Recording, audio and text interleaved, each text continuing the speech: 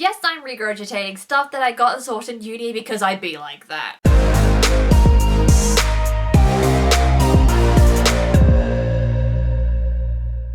Hey guys, it's Amy here, back again with another video. My channel is now going to be including some more content about developing your own author platforms. There's going to be an average of one video per month covering this kind of stuff to help you out with growing your online presence and your social media presence as writers. Today is about branding and making sure that your branding is consistent. This is the first and easiest step that you can take in making sure that your platform looks absolutely gorgeous. That much more cleaner and that much more professional. And the way that we can keep track of that is with a style sheet. A style sheet is most often used when building a website or an app. It is a single image or sheet that has got every single detail about every single asset that is going to be used on their platform. This can be very useful for authors coming up with their own branding or even the branding for their novels. But today, we're going to be covering it specifically for author platforms. And you can come and make a style sheet with me. I've got some links in the description and a step-by-step process in this video on how to create your style sheet. Feel free to pause anytime during the video to make up more of these items. So how about we get started?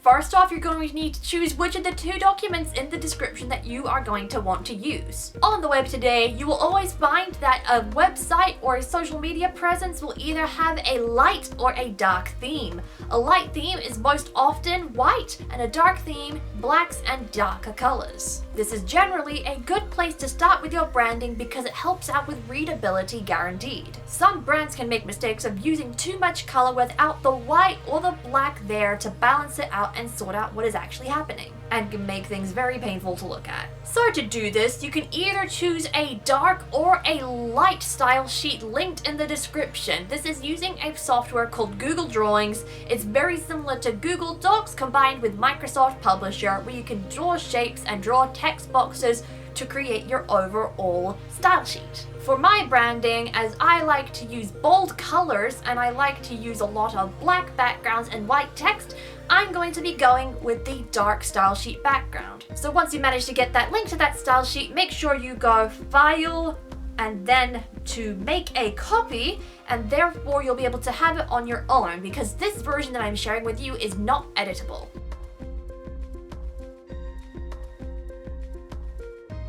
From there, you will need to work out what colors you are going to use. Colors are huge in terms of branding. It is the most basic way to define your branding and start to get an idea of what your whole image is going to look like. So as you can see, I've got these circles on my style sheet saved for colors. There are 4 circles available, which is generally a good amount to have in terms of making a style sheet branding. If you're unsure about the colors that you want to use, I have a site that I will recommend to you.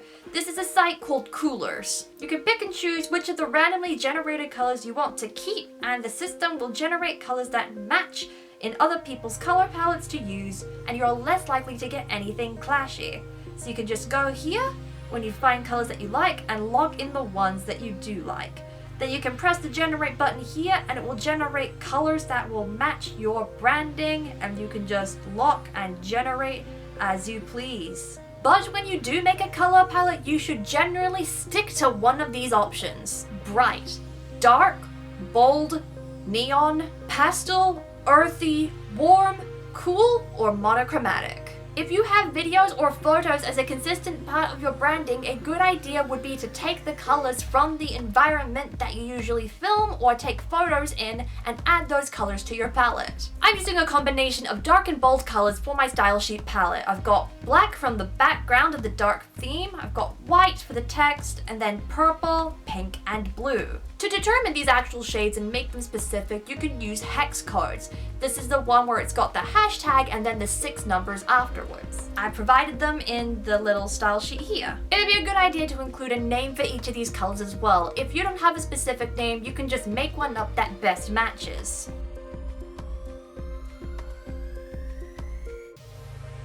Fonts are the next biggest decision in your branding. There are multiple out there for you to choose from that you can pick and choose to best associate with your branding. Even in the Microsoft Word documents, there are plenty for you to choose from.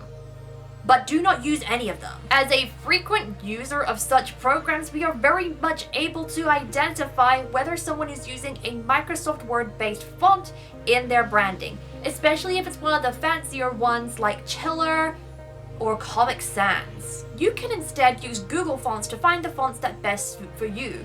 Google has a little plugin that you can use for it already when you do Google Sheets, where you can go to more fonts up here. And then from the Google Fonts website, you can actually download them to be able to use in your desktop-based programs. You should never include more than 3 fonts in your branding. You will need a heading font, a subheading font, and then a body font. All of your fonts, especially that body font, should be readable. For my heading, my font is Amatic SC. My subheading, my font is Apple Chancery, and then my body font is Roboto. Then you can type what the font name is down here. Other body fonts can include Arial and Times New Roman. And there's nothing against you using a body font for your subheadings or your headings.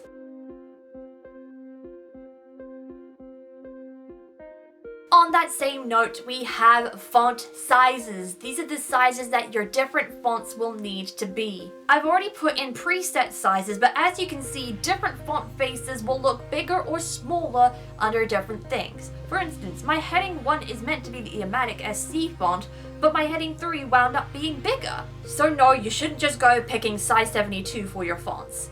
In web and design, there are specific font sizes that things need to be. Your 3 heading fonts, their sizes can range from anywhere between 18 point and 30 point, sometimes also referred to as pixels. So of course, your heading 1 will need to be your biggest point. The typical range is size 24, but because this font is smaller, I'm going to up the font size to about 30. And then I'm going to add the adjustment in here just to make sure. Heading 2 will need to be your second biggest, which is your subheading along with number 3. So it should go from top to bottom, biggest to smallest.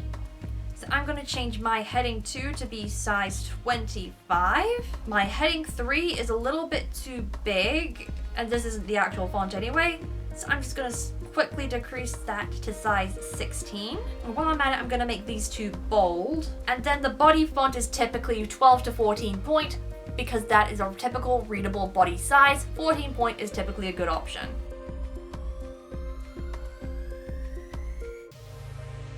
Aside from photos of yourself, these photos that you're going to be including in this section down the bottom will be just as useful as your colors. These may not be the same photos you will use all the time, but it will be a guidance to the array of photos that you are going to be using. Make sure that these photos that you use are either ones that you have taken yourselves or ones that are stock images and have no rights on them. 3 or 4 is typically a good number of images to have in your style sheet. Of course, one for me has to be the bokeh image that I use at this intro and the outro of my AuthorTube videos, and bokeh is featured frequently over on my website. I also like to include roses because rose is part of my last name, and books because, you know, I like books and I have those really nice books that I do on Instagram. I have a lot of fun doing those.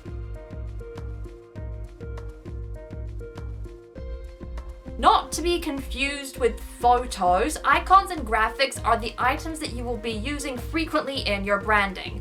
These are more of your 2D shapes that you will be using. This is pretty easy because you can literally just pick and draw a shape here on the style sheet Google Sheets. But you want to make sure that their dimensions and ratios are right. So for instance, one thing I use, I have white lines quite often. Then you can go to format options, size and rotation, and then you can adjust the ratio here. And then once you have it looking good, you can choose lock aspect ratio. If you want to make a shape that's completely square, then you can, as you draw it, click, then hold the shift button, and it will be perfectly square or round or however you want to have it. And then of course, make sure you have the right colors. Icons, on the other hand, are different. You want to make sure that you will have the rights to these. While I use Canva for my YouTube thumbnail graphics and some Instagram posts, I would not use stuff from Canva to make my main logo. For that, I would either get a stock image and adapt it, have one made for me, or make one myself because I've got the skills for it. If you have multiple variations, it will help to have these two. And because it's black on black, I'm going to try format options and see if I can have a white drop shadow. There we go, nice little rose.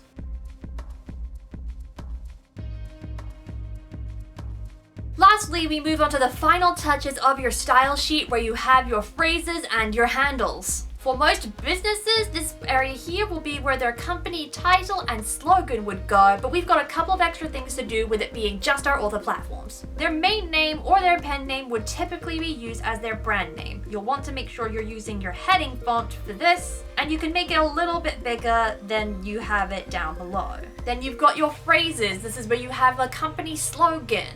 I have two that I typically use. So the two that I use are otherworldly author.